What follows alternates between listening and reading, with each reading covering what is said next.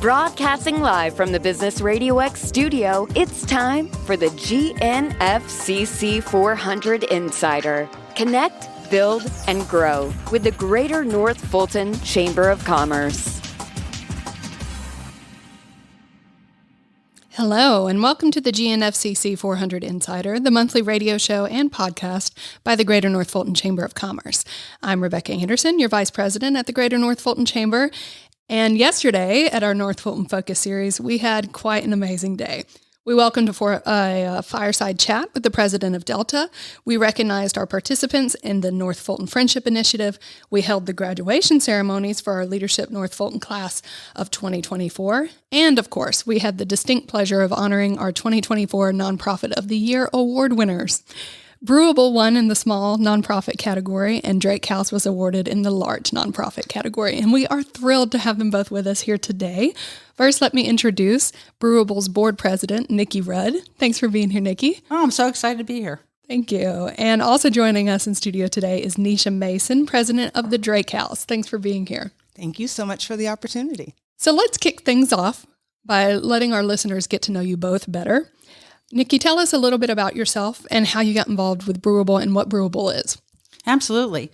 My name's Nikki Rudd, of course. I am a proud resident of Alpharetta. Actually, I live right near Brewable. Day job is I work for Morgan Stanley. I'm a financial advisor and an investment analyst. How I got involved with Brewable and how Brewable came about was actually through my son, who is on the autism spectrum. Okay. And he actually went to school in Alpharetta at Mill Springs Academy and is a very average kid in many ways, except for his challenges around autism. And he had some hearing and vision issues. And once he graduated from high school, college just wasn't a good fit for him. Mm. And he went to get some jobs in the community, and he had a horrible experience. Oh. And he just went home, and he was sitting in the basement, and he said to me, "Mom, successful people have jobs." And I said, "Absolutely, Griff, I understand that." I said, "And you will get a job." And he said, "Mom, I'm just such a loser. I can't keep a job." And I said, "Sometimes it's not you. Sometimes it's the environment you're in." So I went and set about to try to find how could I help him. And I recognized that there's tons of other folks in that situation. Sure. Because you get a lot of services when you're of school age, and then school's over and all those things go away. So at the time, the city of Alpharetta was looking to improve some things about the city in general and wondering, were there some things they were missing? Mm. And they did a survey, and apparently it came back that they felt that we weren't doing a good job in Alpharetta with the arts. And the other piece was adults with disabilities. And so there was a little group that got together with the mayor and some other folks, and they came up with this idea. Oh. But none of them had any nonprofit experience. Right. And I had some significant nonprofit board experience with other nonprofits in the developmental disability space. Mm. So they had contacted me, and I became the board president. Wow. Yeah, it was great. It's been great. We started out, of course, just before COVID, which is always the best time to start a business where you're serving people. Yeah. Isn't that awesome? We're like, wow, we're opening this place up. Everybody's got to stay home. So talk about a challenge. Oh my God, a huge challenge. We from the beginning had a huge list of folks who want to be employees. So that's great. Isn't that awesome? So all our employees have intellectual and developmental disabilities. There are paid jobs. You may all be shocked, but there are jobs in the community where parents of adults pay that company to have their kids do work there. Wow. Yeah, it's awful. And there are also other organizations that will pay the normal person who is helping the adult with disabilities, but not pay the adult with disabilities. Interesting. Yeah. And that just went against everything that we believed in. Sure, that deserved to be self-fulfilled as well. Yeah, absolutely. That is one of the things. Our program are the jobs. Mm. People say, "What's your program?" It's employment. It's employment, paid employment for these folks. And we had tons of people who wanted to work for us, which was great, except we don't didn't have a whole lot of openings to start with. Yeah. So we started with a table in the community center, and eventually with the city built out the community center and our original space. Right. So that's how we started. We had the COVID challenge, which we had to get creative. Mm-hmm. So we ended up doing a lot of coffee boxes and soliciting businesses in the area and saying, hey, you know what? Got this idea. Why don't you send it to your employees? Can't have a cup of coffee with you at work, but enjoy this on me kind of thing. That's nice. That's an excellent idea. So we sent all those out, and companies, we probably sold 700 boxes. Oh, that's lovely. Yeah, it was awesome. It really filled the gap for a while. It kept everybody busy because they had to do all the boxes, and that got us through COVID and back on our feet. And then from then, we've looked to grow. And this year, we actually have added a second location. Excellent. Which is a standalone location over in Roswell. And so we have partnered with the Roswell United Methodist Church. They had a building on Mimosa that was not being used, and they really felt like our mission resonated with them, and they wanted to use that building for something like what we were doing. Yeah. And so it's a great fit. So we opened up there in February and have been getting that going and exploring ideas for how to drive traffic and get our name out there. That's excellent. That's such exciting news for the families that have been looking for exactly something like you and your son were looking for. Oh, absolutely. It changed. I see how much it changed my son's life. He's a funny guy. He actually loves to sing. And they used to call him the singing brewista because he would sing to everybody when they came in. That's a treat. Yeah, it was great. And so then one day we were driving along and we noticed they were hiring people at Shake Shack. And he said, Mom, do you think I could get a job at Shake Shack? I said, I don't know. Why not? You can. I think I can do this. So he went in and he got a job at Shake Shack, and he's been there for 2 years. And that opened up a spot for us to hire somebody else. Oh, way to go, Griff. So it's great. So Griff's in great shape, and he's keeping that place in line, and we're able to hire more people over at our space. That's wonderful. Yeah. Okay, Shake Shack. Awesome. We see you, Shake Shack. Yeah, I love Shake Shack. Those people are awesome here in Alpharetta. They love him. He loves them. It's great. That's wonderful. Good. And Nisha, tell us about how you get involved with the Drake House and what the Drake House is for those who might not know. Absolutely. So I consider it to be a complete blessing to be a part of the legacy of the Drake House. I say it all the time. My favorite part of the history is the fact that it was born from community leaders that went through Leadership North Fulton, through the Greater North Fulton Chamber of Commerce, and identified a need, right? Shout out to the Chamber. Identified the need to provide housing for single mothers and their children who are experiencing homelessness. And particularly not just a shelter, but really housing that would allow their teenage boys to be in the same space as them, to allow the whole family to overcome that circumstance of homelessness with dignity and their family intact. That was the big part of the founding of the Drake House. And that's why when you talk about employment, Nikki, that is such a big part of dignity. Like for families to be able to support themselves, for in the case of your son and all of your brewistas, for them to be able to support themselves and have something to call their contribution. Absolutely. And I think that too many times with the Drake House, we run into moms being unemployed or underemployed because of that circumstance of being a single mom, not having the resources maybe to have childcare while they're at work or transportation. And I loved hearing all of what you guys are doing in terms of with Brewable and providing that for the students there. So yeah, I really identify with that. I think we resonate on that same thing. I think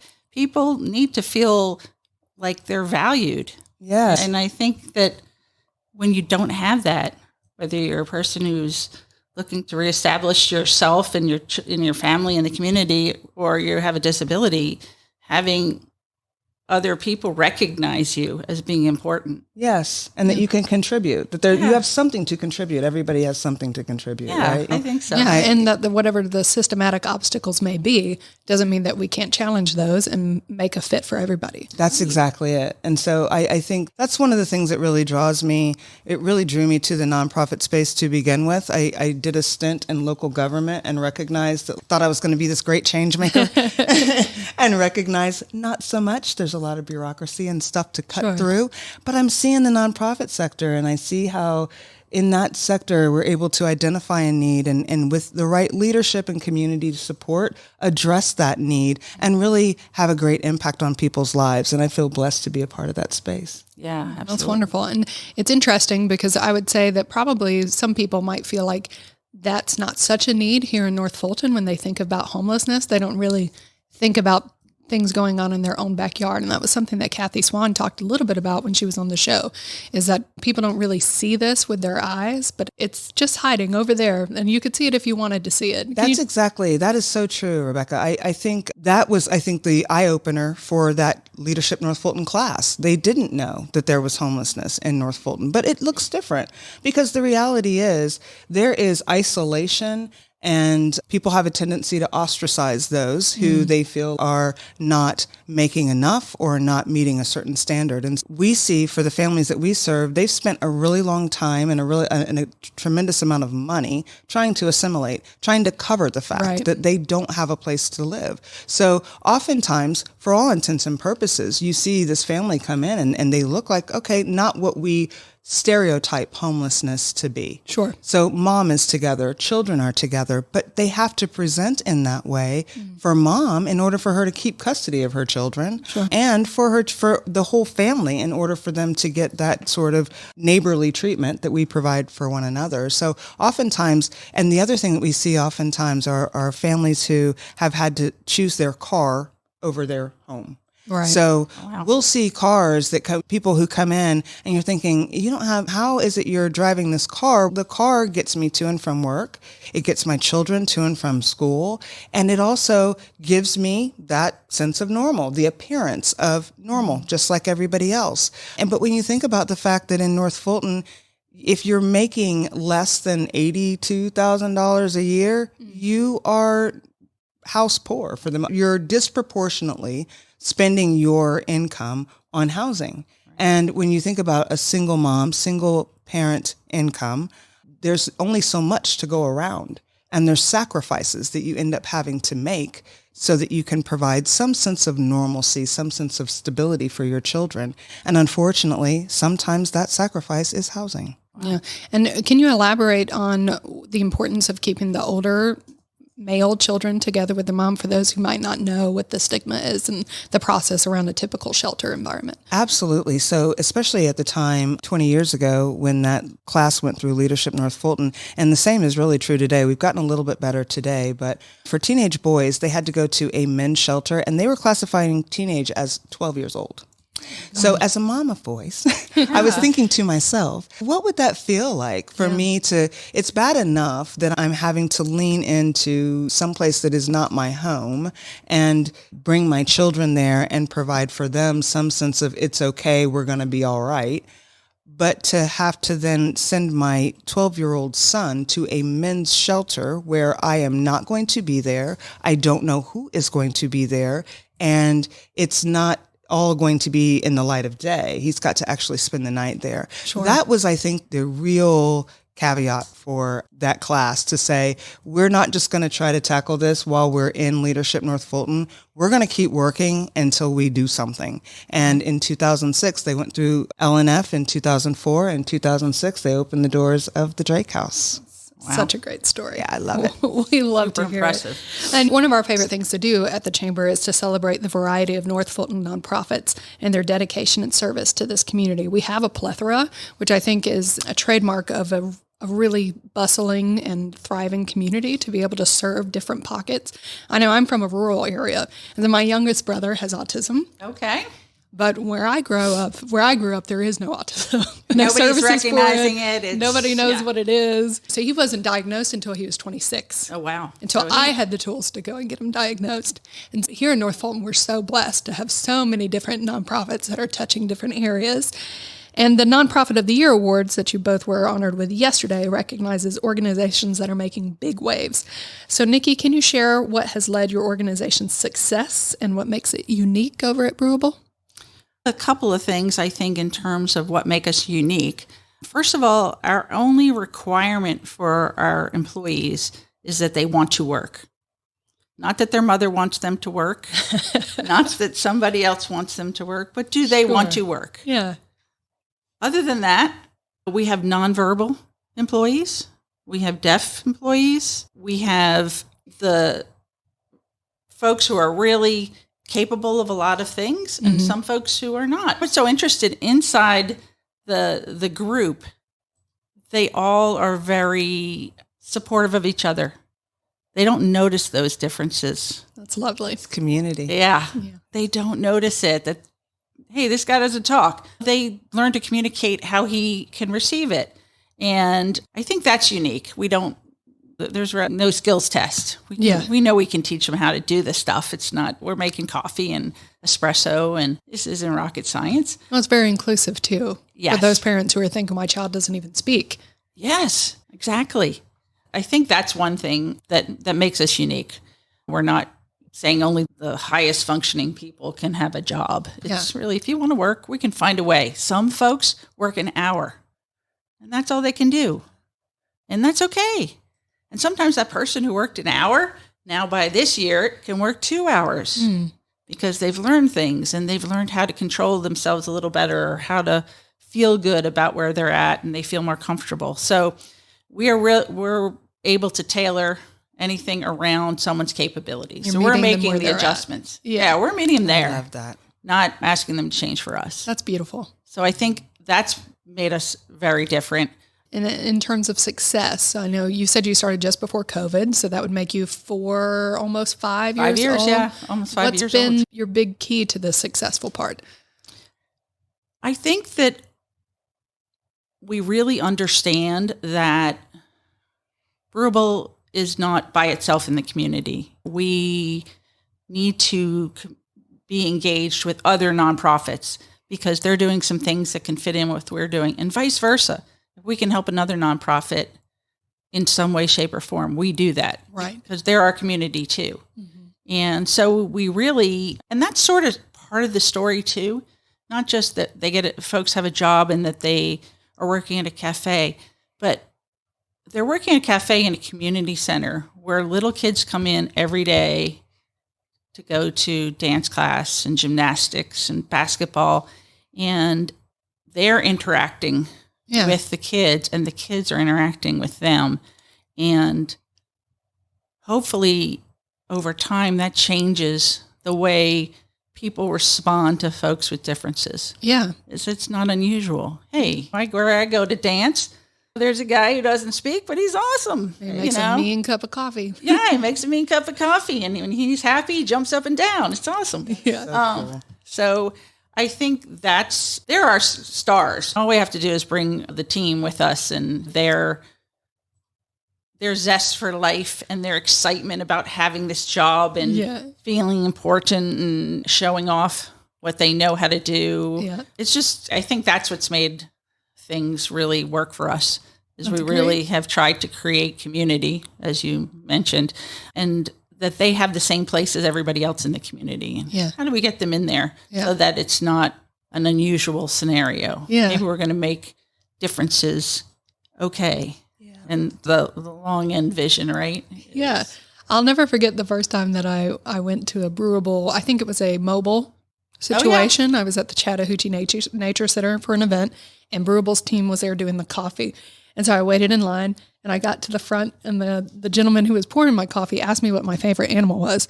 And I was like, I was not prepared for this. I didn't have a go-to animal. And I was like, but he's very serious about this. Let me take a moment. I can't remember what I settled on, but he was impressed either way, and we had a good conversation. It was just, I'll never forget it. It was a heartwarming experience. Yeah, it's so fun. And there's one barista that has embraced the spelling bee like no one else. He knows who won the spelling bee every year, what the word was that they won on, how to spell it, and what it means. That's great. And so I'll always see him, and I'll say, "What's the word of the day, Colin?" And he'll be like, he gives it to me. And then we talk about it for a minute. Now, he might not talk to you about anything else, but if you can get into that spelling bee conversation, this guy knows everything about spelling and the spelling bee and anything to do. His favorite movie, of course, is The Spelling Bee. The Spelling Bee. Sure. I love that. And Nisha, talking about the Drake House in a similar way, what's been what's unique to the Drake House, and it's been 20 years for you guys. And it started from essentially what's a group project. Yeah. And not a lot of group projects make it into 20 years of success. Right. So you've had a key to success, and you're unique in some way. Tell us about it. I think that, first of all, I think the key to success has really been the support of the community. Community is such an important ingredient. You talk about the way that the impact that it has on your baristas, and that sense of an inclusion, and recognizing that, especially for, as I mentioned before, homeless mothers who have experienced homelessness, they can feel somewhat ostracized and isolated. And so I think that the amount of community support that the Drake House has always gotten, and I think that's a key. That's why I love the origin of the story so much, because it was started by community leaders. And so community has been ingrained. It has been woven through every facet of the organization itself. And that's unique, I think, in and of itself. I think we have a very strong nonprofit community here in North Fulton. So I'm so glad that Brewable is going to venture out and get into the fold. I think you guys are going to be cranking some ice cream for us. Yeah, we're excited. Yay. Excited about that. So I think that's a key ingredient to the success. And what makes us unique is we are probably the only organization. I think now there's a few more who allow for families to come in full family intact. I know that there's others in North Fulton, but we are the only organization that provides the full housing and living expenses completely free for up to 6 months. Wow. They're not paying anything for up to 6 months in our emergency housing program. And the idea behind that is if you are budgeting on not enough, even the smallest amount is not going to help you get ahead. It really is meant for you to have the opportunity to save your dollars, to look at some of the barriers that perhaps led you to this circumstance of homelessness, pay down some of that debt, have a savings. Savings in and of itself can give you a sense of stability because you're not down to your last dime. And then they're working with our program managers, our program coordinators to help chart the path back to stability.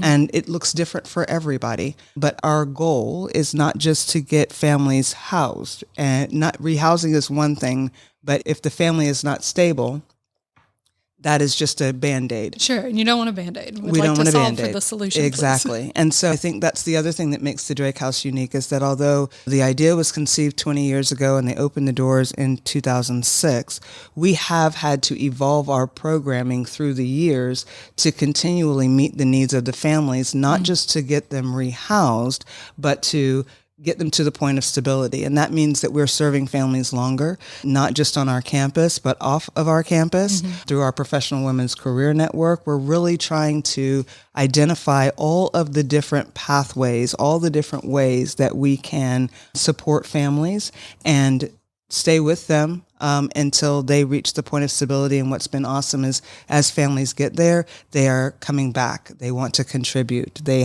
want to, we have one of our cleaning companies that we use is a mom who came through the Drake House, graduated. Now she's a big supporter of our Professional Women's Career Network. Incredible. And she's also one of the vendors that we use. So, I mean, that really I think awesome. is the full circle that we're looking to. Yeah, you want to see them back in a different capacity than you first met them. Absolutely. That's wonderful. And I think that speaks to the fact to me that most people don't want a handout. They Right.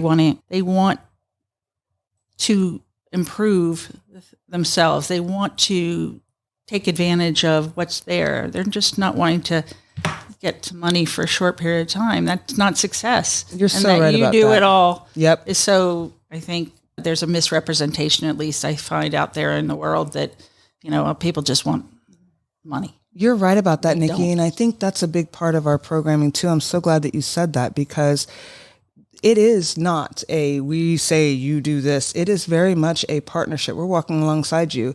If you've been isolated, you're at the Drake House, you're isolated no more. You have a community. You've got some partners to walk in this with you. And I think that sometimes that can be a challenge to navigate through when you've had so many people treating you as if because you need help, I need to dictate to you, or I just am going to throw money at you. sometimes there's walls that we have got to work through, and tearing down some of those barriers so that we can actually build the trust required so that we can partner and walk alongside in that way. But you're right about that. Most times they already have an idea of what it is that they would like to do, how it is that they would like to go forward. Some life event has just set them back a bit, and they just need a chance to exhale, regroup, think through, and go from there. Have a group of people who say, hey, yeah, you can do it, and we're going to help you. Exactly. Because I'm sure anybody, and I do it to myself every day, is you get in your head sometimes, right? And Yes. feel less than, or without somebody saying, that's not the case. Let me help you. I'll do it with you. That's exactly right. And especially for a mom who, when you're feeling like, I think about it for myself, you want your children to look up to you, and they are looking to you for everything. Yep. And for you to be in a space of, I'm not really sure where we're going to lay our heads, but I need to be your everything, my child. I need to give you the sense of security that I don't even feel. That is so traumatizing in and of itself. So I think that's one of the things that, recognizing that, I feel really blessed to be a part of. And I tell everybody that comes through, thank you for allowing us to be a part of your journey, because it is a blessing for us to be able to have that opportunity to pour in that way. Yeah, absolutely. There's so many different ways to come into different situations like that. It's not always the stereotypical thing we see in movies. That is. And that's what we're talking about when we're talking about this is hiding in plain sight. Yes. When you're living on the verge, any Yes. setback, a car payment, a missed debt, or somebody gets sick and you have to stay home, or the daycare, it could be a number all of of those things. And when you think about the standard being $82,000 a year, I think about, I taught when I first got here. I taught at Haynesbridge, actually. And actually, most of the children, I was a special ed teacher, and the children that I had the privilege of serving were all on the spectrum. Oh, wow. And so I really identify with Brewable and the work that you do. But I didn't make anywhere near $82,000 Sure. a year. I can think of plenty of people in their careers that are not making $82,000. Exactly. I am thinking about plenty of people that we rely on every day who don't make $82,000 a year. And so when you think about that and the choices that they're having to make, it is all of those things that you said, Rebecca. It is one paycheck away, one cold, one doctor's appointment, one too many doctor's appointments. Not to mention kids. Exactly. One of them breaks an arm. All of those things. And the ripple effect of that it's tremendous, and it really is traumatic. And I think that's the big thing that we're seeing even more so now, is that so much of our work on campus is helping families overcome that trauma of lack, because it is traumatic. Yeah, that's a tough hill to climb. Glad that you're there doing the work. Thank you. Absolutely. Nikki, let's talk about Brewables in your young organization span. What would you consider your biggest accomplishment that you've had so far? I know yesterday the video that was shown was amazingly impressive. Oh my goodness. Love that. Like, where can people watch the video for reference? Absolutely. If you go to brewable.org, it's on there. The video is amazing. Just Best go and watch video it. I've seen It's our in a long time. superhero I video. love it. I was on the Loved it. stage with tears down my eyes, and I was like, I have no tissues up here with me. Why am I doing this to myself? But you mentioned it was for a fundraiser, so let's talk about what's your biggest accomplishment. And Absolutely. I tend to think the biggest accomplishments personally are the small things. And one of the small things that has come up with the new space is it was in the beginning of January or February, and I happened to be there for the day helping out with some things. And a mother, I didn't know she was a mother, a woman and her husband came in, and literally this woman was sobbing. And came over to her and I was like, I'm sorry, how can I help you? And she said, I have a daughter who has Down syndrome. And I never thought she could ever have a job. I never thought she could ever do anything. And you have brought me hope. And I was like, wow. Because the employee that day had Down syndrome. She can do anything, Donna.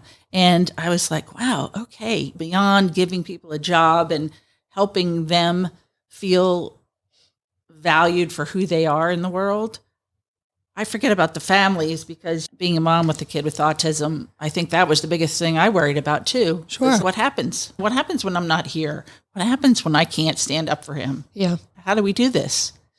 what is he going to do? Yeah. And I thought, wow, I felt that was a huge accomplishment, that somebody saw that and said, you've brought my family hope. Oh my That's goodness. beautiful. Yeah. So I think once that's again, a big don't have any accomplishment. tissues. I know. I don't know why. I tell that story, it always makes me cry because it was so impactful having that woman I could feel the sense of relief. There's something there for my kid. Yeah. Her life doesn't have, when the child is small, you don't know. And you want them to have, everybody to have a meaningful life. Yes. And she saw what everyone was doing is bringing meaning and value. And I thought, well, okay, that's an accomplishment. Absolutely. Think about how many people you are inspiring that don't get the opportunity to say that to you. That to me is huge. Thinking about our children and how much we want for them, and to think, what are they going to do? And to come in to a space where it's, this is great. Yes. And this would be awesome for my kid. Yes, I love and that. oh my God, that's great. So I think that is something personally that really touched me and said, we're doing the right stuff. I think that's a big accomplishment. Our overall big, hairy ideal in the world is that differences are not pointed out. I don't have to say this kid has autism. Sure. This kid has Down syndrome. It's just John, Scott, Griffin. They're a whole person. Yeah. We don't need to label you in order to introduce you in the world. It's enough who you are. Yeah. You're clearly moving the needle on that. Just as the story that you mentioned about the children coming in, and it's, that's no big deal. Like my barista is, so it normalizes it all right there. And children with the take kids. for normal what we tell them is Exactly. normal. And as they grow up, it remains normal. So it could change a whole generation. Well, I hope so. Let's hope the bug catches on. Let's hope the bug catches on, because I feel like that's the big overarching, hey, that's the world we want to live in. Absolutely. But we'd love to continue to grow so that we can provide jobs. We have a list this long of potential employees. We don't have enough jobs to accommodate everybody who wants to work. And we don't want to grow for growing's sake. We want to grow because it can provide a job for someone who wants to work, and we know that job will change their life and even their families' lives in so many ways. We had one barista who actually is one of the guys who doesn't speak, and the mom came in after the holidays, and she said, we had the best holiday this year. And I said, why is that? She said, well, Gavin got to buy everybody a gift. Aw. And he had never given anything to anybody before. He was always the taker.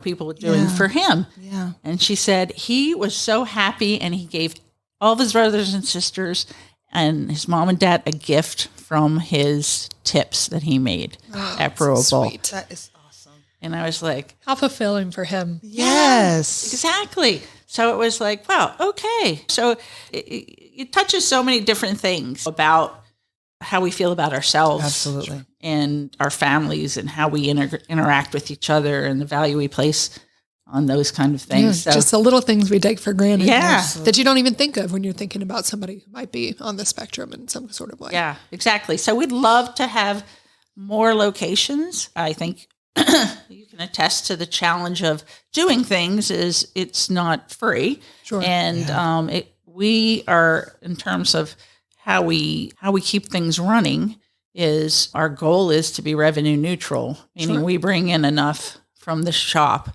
to cover our cost. Sure. I'd love to tell you we're there. We're not. Right. So we're always looking to raise funds because we fill in the holes with that.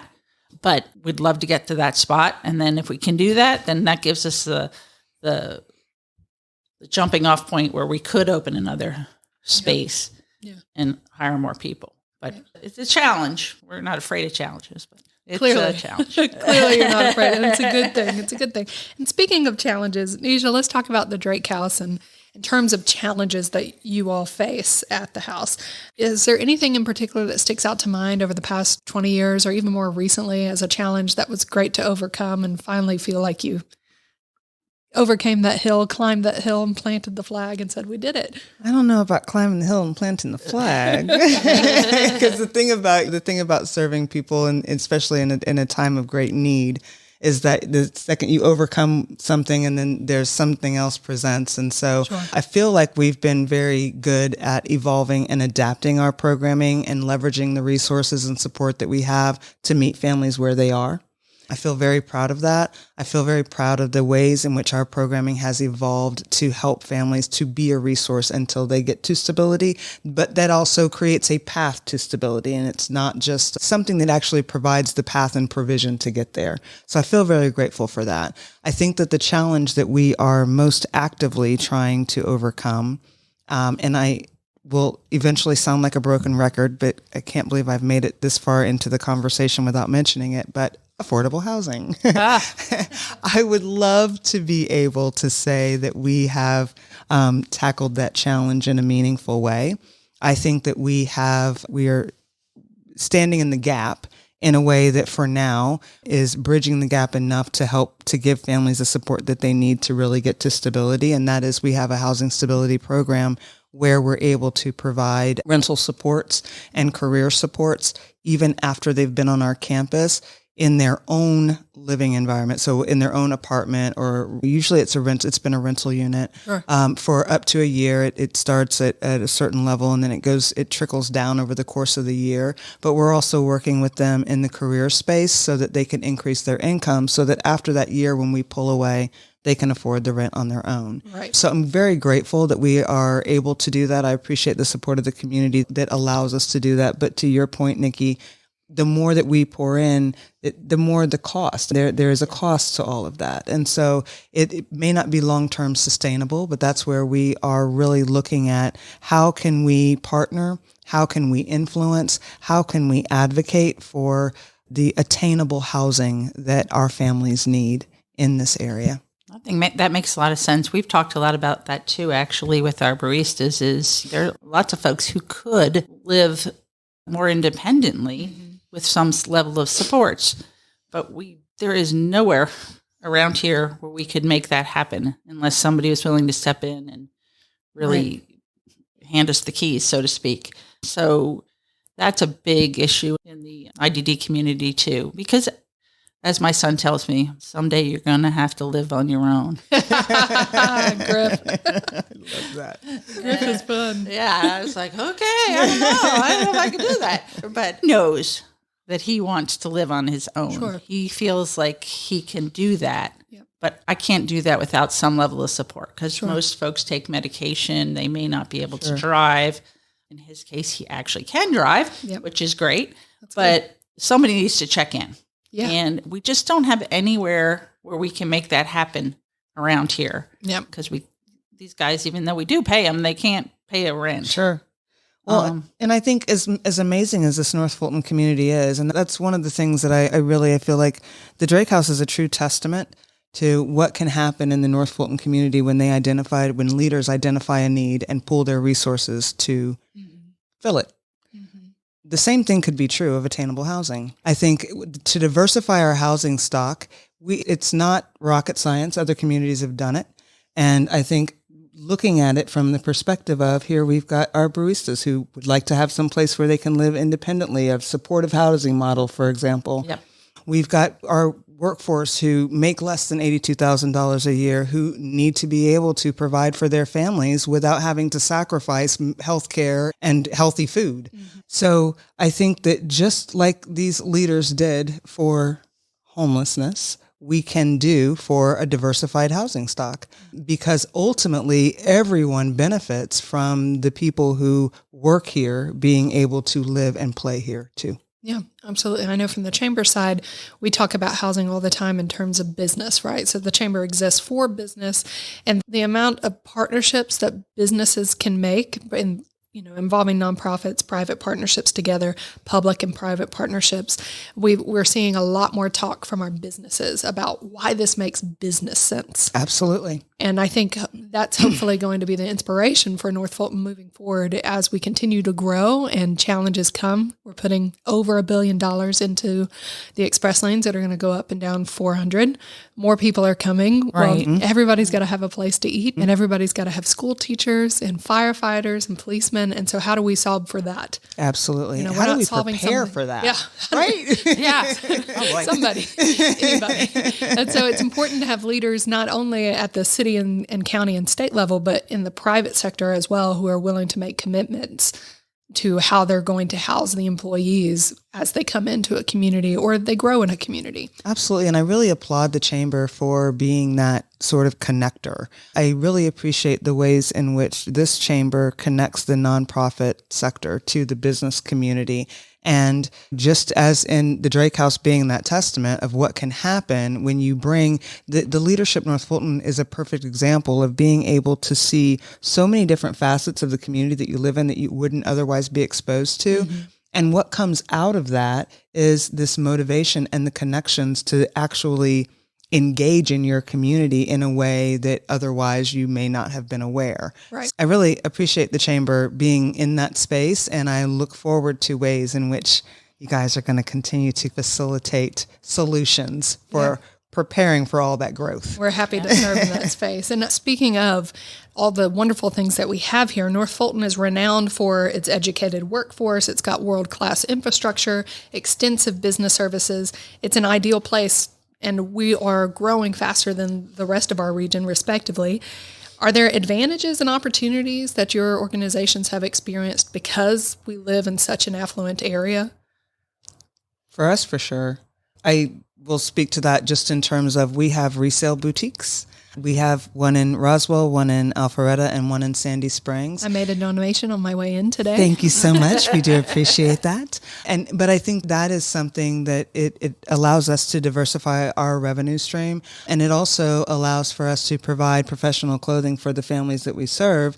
But I think that the success of those stores truly is attributed to where we live. Because when you come in there, you can get some really good finds. I don't know if you've shopped in it, right? If you're not shopping at the Drake House, you are missing out, ladies. That's right. And I think that's a value add. And I recognize even just the amount of support that we get. There's quite a few people here who we have a lot of volunteers. We get a lot of volunteer support, whether it's at our closets or on our campus. And so being in an affluent area where there are people who have the time and the resources where maybe they don't have to work and they have the opportunity to come and volunteer and are willing to spend their time in that way. That's one way that I can really think of, and just in terms of the stores and the volunteerism, that it has really been a blessing for us.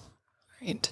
Yeah, I think we've gotten a lot of support from the business community, financial support to get started. Mm. And that's something you need, some folks who have that giving in their DNA, but also have the money to do it. Sure. And for us, it is important. It's hard in some ways too. Sure. But it's like a blessing and a curse. Yeah. When we were looking for a new store, we started looking at storefronts in the area, and it was like, oh my God, we're never going to be able to have another space. Like, we cannot afford any of this. Mm. And then we were blessed with the folks at the United Methodist Church who had a space and were willing to really help us out for very little money. And you wouldn't be able to do that somewhere else. So I say it's a blessing and a curse. Yes. We can't get our own space because we can't afford these rents are tremendous up here. Mm-hmm. But there are pockets of the community that have things that they go, hey, what about this? Mm-hmm. And they're willing to donate that or donate their time or their energy towards us. Yeah. That's great. And speaking of donating time and energy, in terms of volunteer opportunities or how the community can get involved, what are the needs of Brewable from the community? We always have a nice big fundraiser coming up in October. And is it black tie? What kind of fundraiser are we talking about? What we're doing this year, we're doing a brunch. So it's a superhero diner theme where we're doing a brunch at the Computer Museum of America, which is another nonprofit here in the area. So it's always great. The baristas will be serving coffee. And we always have the film we showed, and that's on the website, that was the film we did for this past fundraiser. We always love people coming to get a chance to see the baristas and meet the families and really see the impact of what it means to have a paying job for these folks. From a volunteer standpoint, we do have a couple of different volunteer areas. One big thing that here's where the community and we came together is the owners of Cafe Intermezzo actually approached us 4 years ago and said, hey, you know what? We square up all of our cakes. And so we throw away the tops of the cakes. Huh. So we were thinking, what if you came to our kitchen and we showed you how to make cake pops? And then you could take our cake tops, we'll save them for you, and you could then make cake pops and sell them. And it would be a great way for us to come together and take something that was going to be wasted and turn it into valuable sales for us. And I will tell you, cake pops are our number one selling item. I bet. Who doesn't love a cake pop? Right? Yeah, exactly. But so they're a little labor intensive. We love to have volunteers. We usually can take about 8 to 10 at a time and make about 400 of them. Oh. And we literally can go through 400 on a Saturday with dance and gymnastics. Oh yeah, easy. We put those right out in front of the cash register, so that kid is ready to grab them. Can I please? Yes, exactly. So that's another area, but I think that we don't have a whole lot of like large things for people to do, but definitely that's an area that we can always use help in. And simply buying a cup of coffee also Oh, helps. and just coming in and buying a cup of coffee, that does so much and it puts $1 in the coffers, but that's what the baristas are looking for. They're looking to meet you guys. That's how it makes them feel good, is meeting everybody. So yeah, coming in and saying hi and engaging them is what makes their day and them serving you.